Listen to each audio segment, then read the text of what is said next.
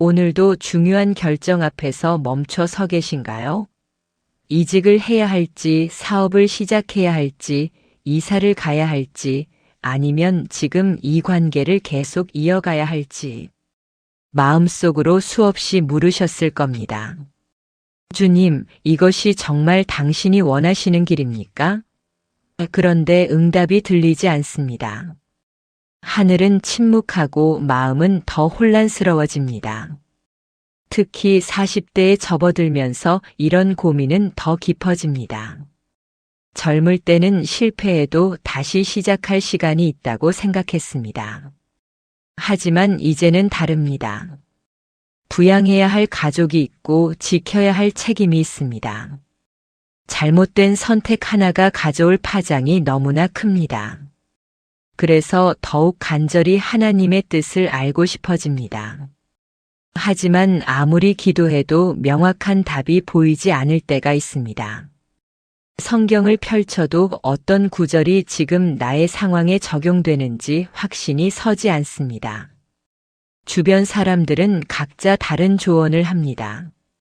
어떤 이는 믿음으로 나아가라고 하고 어떤 이는 신중하게 기다리라고 합니다.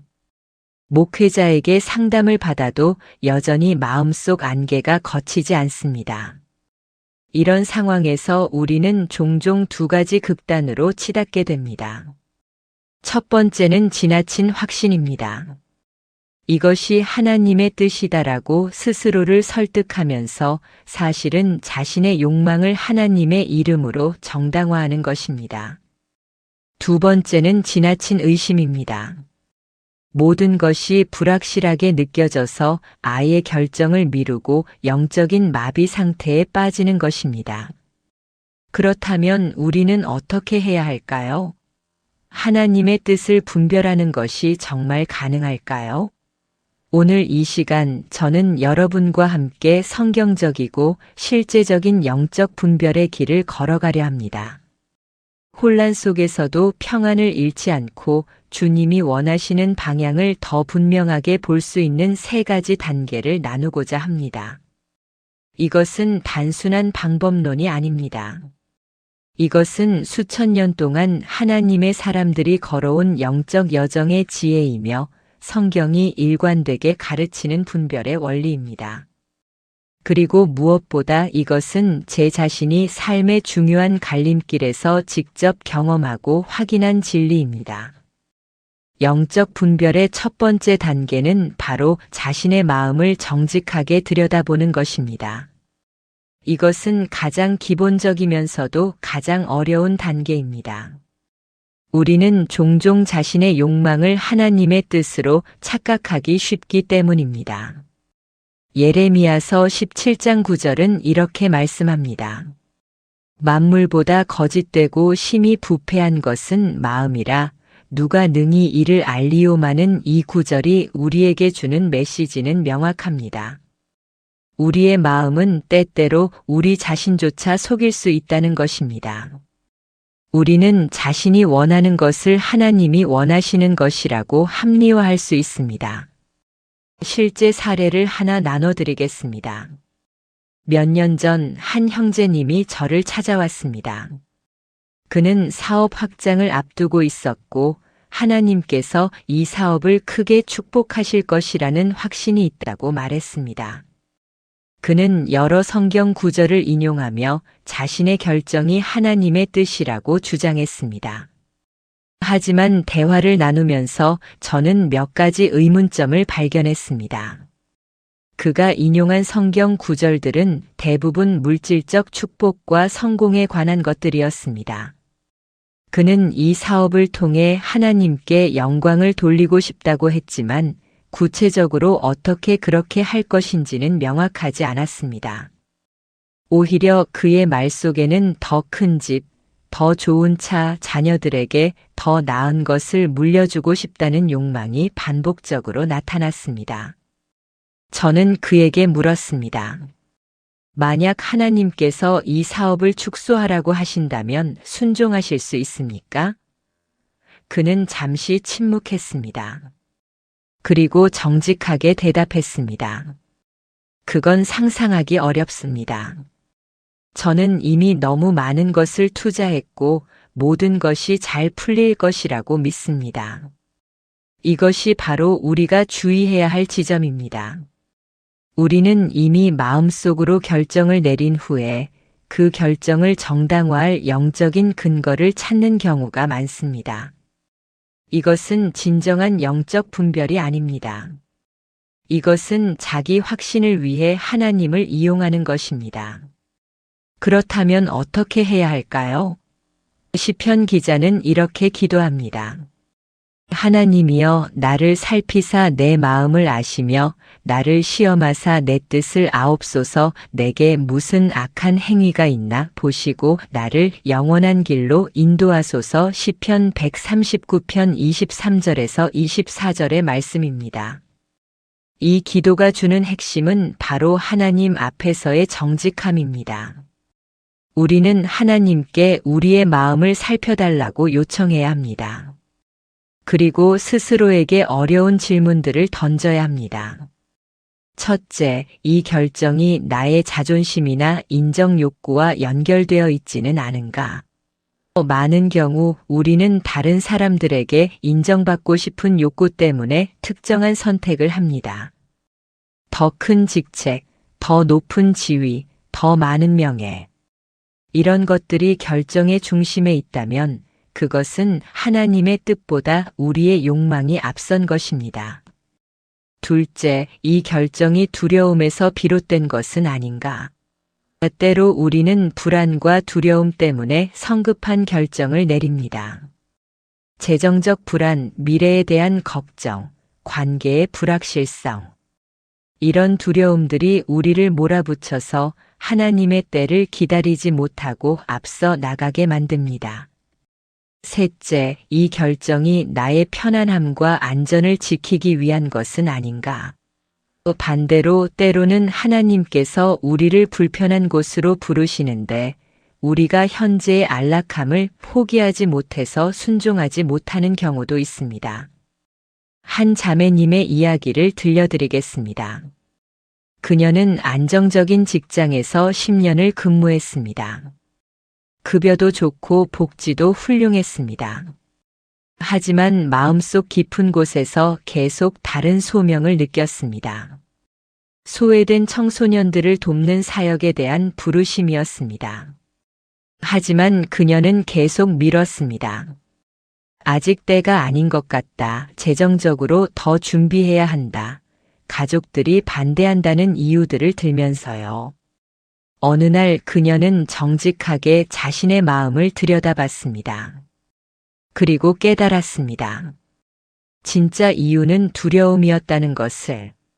안정적인 삶을 포기하는 것에 대한 두려움, 실패할지도 모른다는 두려움, 다른 사람들이 자신을 어리석다고 생각할지도 모른다는 두려움이었습니다.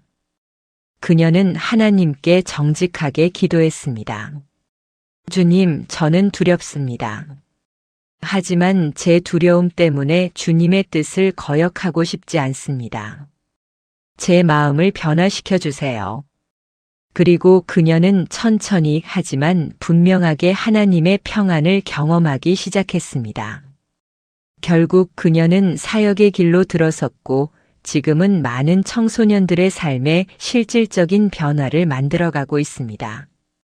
여기서 중요한 원리 하나를 기억해야 합니다. 마음의 동기를 살피는 것은 자기 비난이 아닙니다. 우리 모두는 불완전한 동기를 가지고 있습니다. 완벽하게 순수한 동기를 가진 사람은 없습니다. 하지만 하나님께서 원하시는 것은 우리의 완벽함이 아니라 정직함입니다. 우리가 자신의 불순한 동기를 인정하고 하나님 앞에 내려놓을 때 그분은 우리의 마음을 정결케 하십니다. 시편 51편 10절에서 다윗은 이렇게 기도합니다. 하나님이여 내 속에 정한 마음을 창조하시고 내 안에 정직한 영을 새롭게 하소서. 이것이 우리가 구해야 할 기도입니다. 그렇다면 실제적으로 어떻게 이 단계를 실천할 수 있을까요? 몇 가지 구체적인 방법을 제안합니다. 첫째, 일기나 기도 노트에 자신의 생각과 감정을 솔직하게 기록하십시오. 글로 쓰다 보면 자신도 몰랐던 내면의 동기들이 드러나는 경우가 많습니다. 나는 이 결정을 왜 내리고 싶은가? 이 결정을 통해 무엇을 얻고 싶은가? 이 결정이 이루어지지 않으면 나는 어떤 기분이 들까? 와 같은 질문들에 대해 깊이 생각하며 기록해 보십시오. 둘째, 신뢰할 수 있는 영적 멘토나 친구에게 자신의 고민을 나누십시오. 다른 사람의 관점은 우리가 보지 못하는 맹점을 발견하게 해줍니다. 잠언 11장 14절은 지략이 없으면 백성이 망하여도 지략이 많으면 평안을 누리느니라고 말씀합니다. 혼자서 모든 것을 판단하려 하지 마십시오. 셋째, 일정 기간 금식 기도를 하십시오. 금식은 우리의 육체적 욕구를 내려놓고 영적인 것에 집중하게 해줍니다. 이것은 우리의 마음을 정화하고 하나님의 음성을 더 분명하게 듣게 하는 강력한 도구입니다. 마지막으로 자신에게 정직해지는 것을 두려워하지 마십시오. 하나님은 이미 우리의 모든 것을 아십니다. 우리가 감추려 하는 그 욕망도, 그 두려움도, 그 교만도 다 아십니다. 그럼에도 불구하고 우리를 사랑하십니다. 우리가 가면을 벗고 그분 앞에 서는 것, 그것이 진정한 영적 분별의 시작입니다. 영적 분별의 두 번째 단계는 우리의 선택이 하나님의 성품과 일치하는지 확인하는 것입니다. 이것은 매우 중요한 원리입니다. 하나님은 절대로 당신의 본성과 모순되는 것을 우리에게 인도하지 않으시기 때문입니다. 우리가 때때로 혼란스러운 이유는 하나님의 뜻을 마치 숨겨진 보물을 찾듯이 생각하기 때문입니다. 마치 하나님께서 우리에게 일부러 어려운 수수께끼를 내신 것처럼 여깁니다. 하지만 성경은 그렇게 말하지 않습니다. 야고보서 1장 5절은 이렇게 약속합니다. 너희 중에 누구든지 지혜가 부족하거든 모든 사람에게 후히 주시고 꾸짖지 아니하시는 하나님께 구하라 그리하면 주시리라. 하나님은 우리가 당신의 뜻을 알기를 원하십니다. 그리고 그 뜻의 가장 확실한 기준은 바로 성경에 계시된 하나님의 성품입니다. 하나님은 사랑이시고 정의로우시며 거룩하시고 신실하시며 긍휼이 많으신 분입니다. 따라서 우리의 선택이 이러한 성품과 배치된다면 그것은 하나님의 뜻이 아닙니다. 구체적으로 살펴보겠습니다. 첫째, 우리의 결정이 사랑의 원리와 일치하는가입니다. 예수님께서는 모든 율법의 핵심을 이렇게 요약하셨습니다. 내 마음을 다하고 목숨을 다하고 뜻을 다하여 주 너의 하나님을 사랑하라 하셨으니 이것이 크고 첫째 되는 계명이요. 둘째도 그와 같으니 내 이웃을 내 몸과 같이 사랑하라 하셨으니 마태복음 22장 37절에서 39절의 말씀입니다. 그러므로 우리의 결정이 누군가를 해치거나 이웃에게 상처를 주거나 관계를 파괴하는 방향이라면 그것은 하나님의 뜻이 아닙니다. 예를 들어 어떤 형제가 사업적 성공을 위해 부정직한 방법을 사용하려 한다면 아무리 그것이 교회 헌금을 많이 하기 위한 목적이라 해도 그것은 하나님의 뜻이 될 수 없습니다. 왜냐하면 하나님의 성품은 정직과 진실이기 때문입니다. 한 실제 사례를 들려드리겠습니다. 어느 자매님이 있었습니다. 그녀는 직장에서 승진 기회를 얻었는데 그 과정에서 동료를 모함하면 확실히 승진할 수 있다는 것을 알게 되었습니다. 그녀는 심각하게 고민했습니다. 이 승진을 통해 더 많은 헌금을 할 수 있고 선교 사역도 더 많이 후원할 수 있는데 이것이 하나님의 뜻일까? 하지만 그녀가 성경을 묵상하면서 깨달은 것은 하나님은 결코 수단과 방법을 가리지 않고 목적을 이루시는 분이 아니라는 것이었습니다. 잠언 6장 16절에서 19절은 하나님께서 미워하시는 것들을 나열하는데 그 중에는 거짓을 말하는 망령된 증인과 형제 사이를 이간하는 자가 포함되어 있습니다. 결국 그녀는 정직의 길을 선택했습니다. 승진은 하지 못했지만 그녀는 마음의 평안을 얻었습니다. 그리고 놀랍게도 2년 후 그녀의 정직함과 성실함을 인정받아 더 좋은 기회가 찾아왔습니다. 하나님은 당신의 방식으로 그녀를 축복하셨습니다. 둘째, 우리의 결정이 거룩함의 원리와 일치하는가입니다.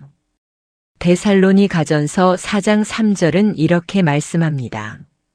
하나님의 뜻은 이것이니 너희의 거룩함이라 하나님은 우리가 거룩하게 구별된 삶을 살기를 원하십니다. 이것은 단지 외적인 종교적 행위가 아니라 우리의 생각과 말과 행동이 세상의 기준이 아닌 하나님의 기준에 따르는 것을 의미합니다. 예를 들어 어떤 선택이 우리를 죄의 유혹에 더 가까이 가게 한다면 그것은 하나님의 뜻이 아닐 가능성이 큽니다. 고린도전서 10장 13절은 이렇게 약속합니다. 사람이 감당할 시험 밖에는 너희가 당한 것이 없나니 오직 하나님은 미쁘사 너희가 감당하지 못할 시험 당함을 허락하지 아니하시고 시험 당할 즈음에 또한 피할 길을 내사 너희로 능히 감당하게 하시느니라.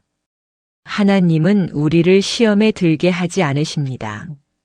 만약 우리의 선택이 우리를 영적으로 더 위험한 상황에 놓이게 한다면 그것은 진지하게 재고해야 할 신호입니다. 한 형제님의 이야기입니다. 그는 해외 발령 제안을 받았습니다. 급여도 훨씬 높았고 경력에도 도움이 되는 기회였습니다. 하지만 그 지역은 기독교 신앙을 자유롭게 표현하기 어려운 곳이었고 한인 교회도 없었습니다. 그는 고민했습니다. 하나님께서 이 기회를 주신 것이 아닐까? 그가 기도하면서 깨달은 것은 이 기회가 그를 영적으로 고립시킬 가능성이 크다는 것이었습니다. 그는 예배와 교제가 없는 삶이 얼마나 위험한지 알고 있었습니다.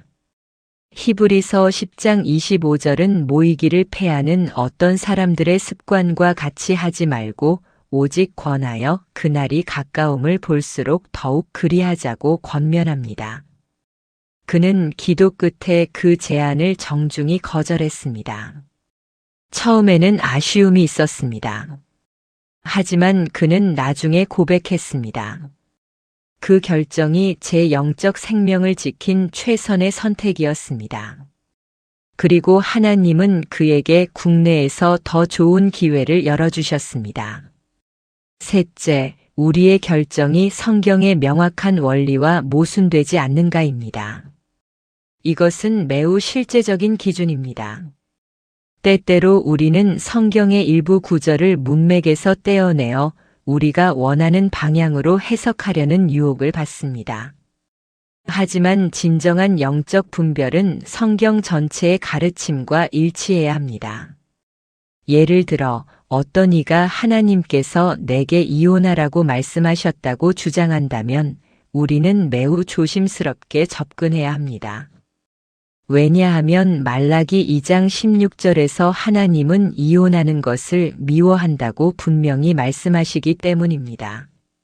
물론 성경은 간음이나 학대와 같은 특정한 상황에서의 이혼을 다루고 있지만 일반적으로 하나님은 결혼 언약의 회복과 치유를 원하십니다.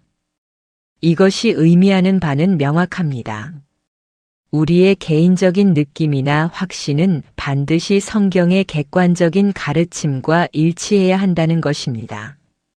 우리의 주관적 경험이 하나님의 객관적 말씀보다 우선할 수 없습니다. 그렇다면 실제로 어떻게 이 원리를 적용할 수 있을까요? 몇 가지 실천적 제안을 드립니다.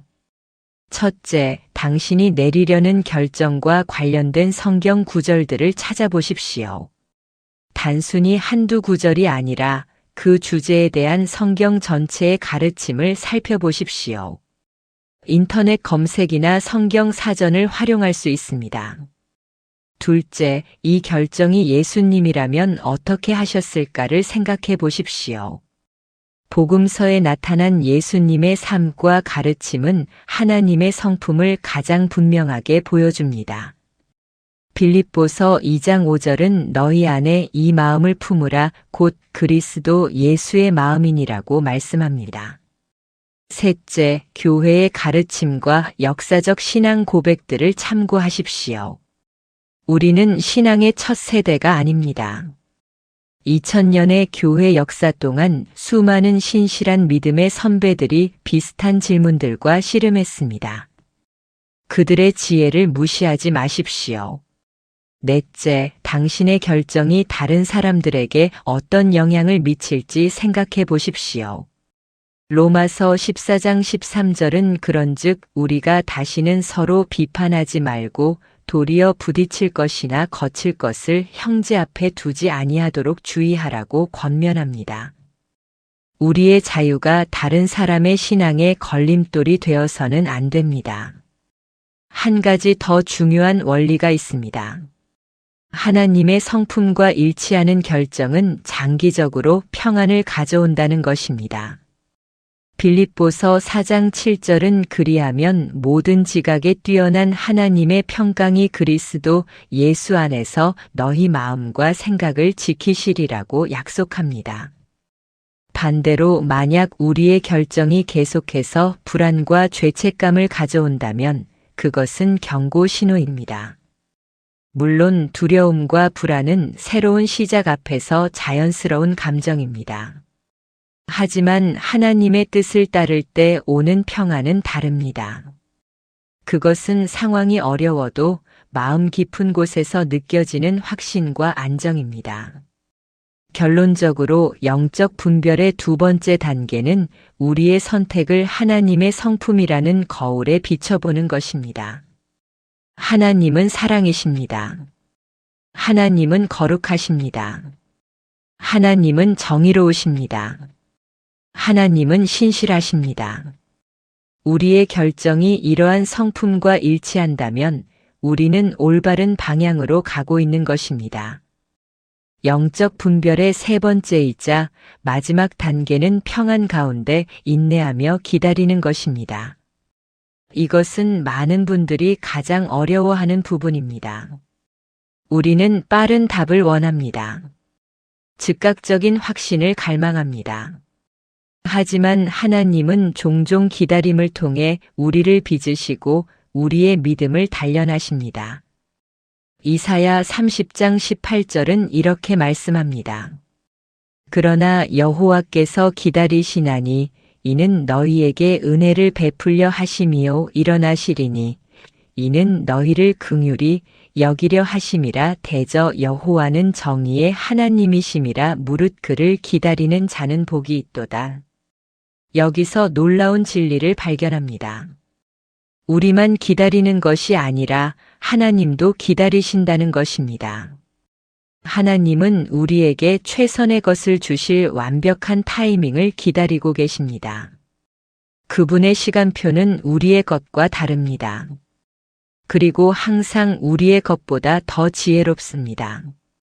기다림의 중요성을 이해하기 위해 우리는 먼저 조급함이 가져오는 위험을 알아야 합니다. 성경에는 하나님의 때를 기다리지 못해 실패한 사례들이 많이 있습니다. 아브라함의 이야기를 생각해 보십시오. 하나님께서는 그에게 아들을 주시겠다고 약속하셨습니다. 하지만 시간이 흘러도 아들이 태어나지 않자 사라는 자신의 방법으로 문제를 해결하려 했습니다. 하갈을 통해 아들을 얻으려 한 것입니다. 그 결과는 어땠습니까? 이스마엘의 탄생은 가정에 큰 혼란과 갈등을 가져왔습니다. 반면 하나님의 약속대로 태어난 이삭은 언약의 자녀가 되었습니다. 같은 목표, 즉 아들을 얻는다는 목표였지만 하나님의 방법과 타이밍을 따랐을 때와 그렇지 않았을 때의 결과는 완전히 달랐습니다. 사울 왕의 이야기도 있습니다. 그는 블레셋 사람들과의 전투를 앞두고 사무엘을 기다려야 했습니다. 하지만 사무엘이 정한 시간에 오지 않자 사울은 조급함을 참지 못하고 스스로 제사를 드렸습니다. 그 결과 그는 왕권을 잃게 되었습니다. 사무엘상 13장 13절에서 14절에서 사무엘은 이렇게 말합니다. 사무엘이 사울에게 이르되 왕이 망령되이 행하였도다. 왕이 왕의 하나님 여호와께서 왕에게 내리신 명령을 지키지 아니하였도다. 그리하였더라면 여호와께서 이스라엘 위에 왕의 나라를 영원히 세우셨을 것이거늘 지금은 왕의 나라가 길지 못할 것이라. 이 이야기들이 우리에게 주는 교훈은 명확합니다. 조급함은 하나님의 최선을 놓치게 만듭니다. 우리의 타이밍이 아닌 하나님의 타이밍이 중요합니다. 그렇다면 어떻게 평안 가운데 기다릴 수 있을까요? 여기 몇 가지 성경적 원리가 있습니다. 첫째, 기다림은 수동적인 것이 아니라 능동적인 신뢰입니다. 시편 37편 7절은 이렇게 말씀합니다. 여호와 앞에 잠잠하고 참고 기다리라. 여기서 잠잠하다는 단어는 단순히 아무것도 하지 않는다는 의미가 아닙니다. 히브리어 원어는 평온하게 쉬다, 신뢰 가운데 안식하다는 의미를 담고 있습니다. 이것은 우리가 불안하게 발버둥치는 것이 아니라 하나님께서 일하고 계심을 신뢰하면서 평안히 쉬는 것을 의미합니다. 마치 어린아이가 부모의 품에서 안전하게 쉬듯이 우리도 하나님의 돌보심을 신뢰하며 쉴 수 있어야 합니다. 한 자매님의 간증을 나누겠습니다. 그녀는 오랫동안 결혼을 소망했습니다. 주변 친구들은 하나둘씩 결혼했지만 그녀에게는 좋은 만남이 없었습니다. 30대 후반이 되자 그녀는 점점 더 조급해졌습니다. 소개팅마다 나가고 온라인 데이트 앱도 시작했습니다. 하지만 번번이 실망만 안고 돌아왔습니다. 어느 날 그녀는 기도 중에 하나님께 솔직하게 고백했습니다. 주님, 저는 더 이상 기다릴 수 없을 것 같습니다. 하지만 제가 조급하게 잘못된 선택을 할까봐 두렵습니다. 주님께 이 문제를 완전히 맡기고 싶습니다. 그리고 그녀는 결혼에 대한 집착을 내려놓기로 결심했습니다. 놀랍게도 그녀가 평안을 얻기 시작하면서 삶이 변화했습니다. 그녀는 교회 봉사에 더 집중했고 직장에서도 더 충실했습니다. 그리고 1년 후 전혀 예상치 못한 방식으로 좋은 사람을 만났습니다. 그녀는 고백했습니다. 제가 찾기를 멈췄을 때 하나님께서 찾아주셨습니다. 둘째, 기다리는 동안 우리는 계속해서 하나님과의 관계를 깊게 해야 합니다. 기다림의 시간은 낭비되는 시간이 아닙니다. 그것은 우리의 믿음이 성숙해지는 귀한 시간입니다. 야고보서 1장 2절에서 4절은 이렇게 말씀합니다. 내 형제들아, 너희가 여러 가지 시험을 당하거든 온전히 기쁨으로 여기라. 이는 너희 믿음의 시련이 인내를 만들어내는 줄 너희가 알비라. 인내를 온전히 이루라. 이는 너희로 온전하고 구비하여 조금도 부족함이 없게 하려 함이라. 기다림의 시간 동안 우리는 더 깊이 기도할 수 있습니다. 하나님의 말씀을 더 묵상할 수 있습니다. 예배와 찬양을 통해 하나님을 더 깊이 경험할 수 있습니다. 이러한 영적 훈련들은 우리의 분별력을 더욱 예리하게 만듭니다. 한 형제님의 이야기입니다. 그는 사업 투자 기회를 놓고 고민하고 있었습니다. 모든 조건이 좋아 보였고 주변 사람들도 권했습니다. 하지만 그는 마음에 평안이 없었습니다. 그래서 그는 한 달 동안 매일 새벽 기도하며 하나님께 지혜를 구했습니다. 기도하는 동안 그는 그 사업 파트너에 대해 더 자세히 알아보게 되었습니다. 그리고 놀랍게도 그 사람이 과거에 여러 번 사업 파트너들을 배신했다는 사실을 발견했습니다. 만약 그가 조급하게 결정했다면 큰 손실을 입었을 것입니다. 그는 나중에 고백했습니다. 기다리는 동안 하나님께서 숨겨진 진실을 보여주셨습니다. 셋째, 우리는 기다리는 동안에도 충실하게 현재의 책임을 감당해야 합니다. 누가복음 16장 10절은 이렇게 말씀합니다. 지극히 작은 것에 충성된 자는 큰 것에도 충성되고 지극히 작은 것에 불의한 자는 큰 것에도 불의하니라. 때로 우리는 미래의 큰 결정에만 집중한 나머지 현재의 작은 책임들을 소홀히 합니다. 하지만 하나님은 우리가 작은 것에 충실할 때 큰 것을 맡기십니다. 만약 우리가 현재의 직장에서 성실하지 않다면 어떻게 하나님께서 더 큰 기회를 주시겠습니까? 만약 우리가 현재의 관계에서 사랑을 실천하지 않는다면 어떻게 새로운 관계에서 다를 것이라고 기대할 수 있겠습니까? 넷째, 평안의 부재는 중요한 신호입니다. 골로새서 3장 15절은 이렇게 말씀합니다. 그리스도의 평강이 너희 마음을 주장하게 하라. 여기서 주장하다는 단어는 심판관이나 중재자의 역할을 의미합니다. 즉, 하나님의 평강이 우리의 결정에 대한 심판관 역할을 한다는 것입니다. 만약 우리가 어떤 결정을 내렸는데 계속해서 불안하고 평안이 없다면 그것은 다시 한번 생각해 보라는 하나님의 신호일 수 있습니다. 반대로 비록 상황이 어렵고 앞이 보이지 않아도 마음 깊은 곳에 평안이 있다면 그것은 우리가 올바른 길을 가고 있다는 확신이 될 수 있습니다. 여기서 주의할 점이 있습니다. 평안과 편안함을 혼동해서는 안 됩니다. 때로 하나님의 부르심은 우리를 편안한 영역 밖으로 이끕니다. 그것은 불편할 수 있습니다. 두려울 수도 있습니다. 하지만 그 불편함과 두려움 속에서도 이것이 하나님의 뜻이다라는 깊은 평안이 있다면 그것은 진정한 하나님의 인도입니다. 모세가 이스라엘을 이끌고 출애굽할 때를 생각해 보십시오.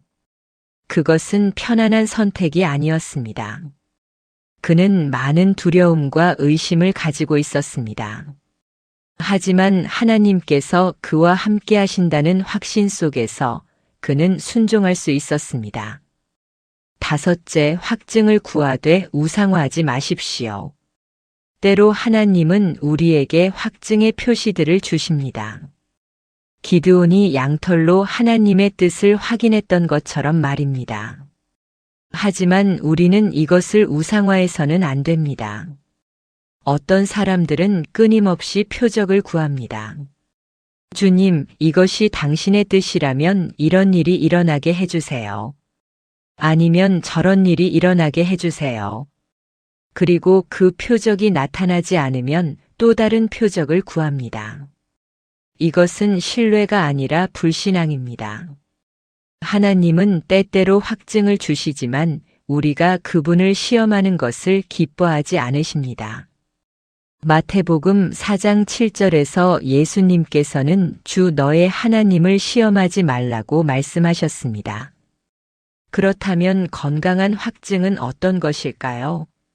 그것은 우리가 이미 알고 있는 하나님의 뜻과 일치하는 상황들이 자연스럽게 열리는 것입니다. 문이 열릴 때 그것이 하나님의 성품과 일치하고 우리의 내면에 평안을 주며 성경적 원리와 부합한다면 그것은 하나님의 확증일 수 있습니다. 마지막으로 기다림에도 끝이 있다는 것을 기억하십시오. 하나님은 우리를 영원히 기다리게 하지 않으십니다. 전도서 3장 1절은 범사에 기한이 있고 천하 만사가 다 때가 있나니라고 말씀합니다. 때로 우리는 언제까지 기다려야 합니까? 라고 묻습니다. 정확한 날짜를 알 수는 없지만 우리는 하나님께서 신실하시다는 것을 알고 있습니다. 그분은 약속을 지키시는 분입니다. 그분의 시간은 우리의 것보다 늦지 않습니다. 단지 다를 뿐입니다. 한 가지 실제적인 조언을 드리자면 기다리는 기간을 정해놓는 것도 도움이 됩니다. 한 달 동안 기도하며 기다리겠습니다. 석 달 동안 이 문제를 하나님께 맡기겠습니다와 같이 구체적인 기간을 정하고 그 기간 동안 집중적으로 기도하고 묵상하십시오. 그리고 그 기간이 끝나면 그동안 받은 인도하심을 정리하고 결정을 내리십시오. 완벽한 확신을 기다리다가 아무 결정도 내리지 못하는 것은 신앙이 아니라 두려움입니다. 하나님은 우리가 신중하기를 원하시지만 동시에 믿음으로 나아가기를 원하십니다. 결론적으로 평안 가운데 인내하며 기다리는 것은 영적 분별의 핵심입니다. 이것은 우리의 자연적 성향과 반대되는 것입니다. 우리는 즉각적인 답을 원합니다. 하지만 하나님의 방법은 다릅니다. 그분은 기다림을 통해 우리를 성숙하게 하시고 우리의 믿음을 단련하십니다. 시편 27편 14절의 말씀으로 2단계를 마무리하겠습니다. 여호와를 기다릴지어다 강하고 담대하며 여호와를 기다릴지어다. 사랑하는 여러분, 오늘 우리는 함께 영적 분별의 3가지 단계를 살펴보았습니다. 첫째, 마음의 동기를 정직하게 살피는 것. 둘째, 하나님의 성품과 일치하는지 확인하는 것. 셋째, 평안 가운데 인내하며 기다리는 것입니다. 이 3가지 단계는 단순해 보일 수 있습니다. 하지만 실제로 적용하는 것은 쉽지 않습니다.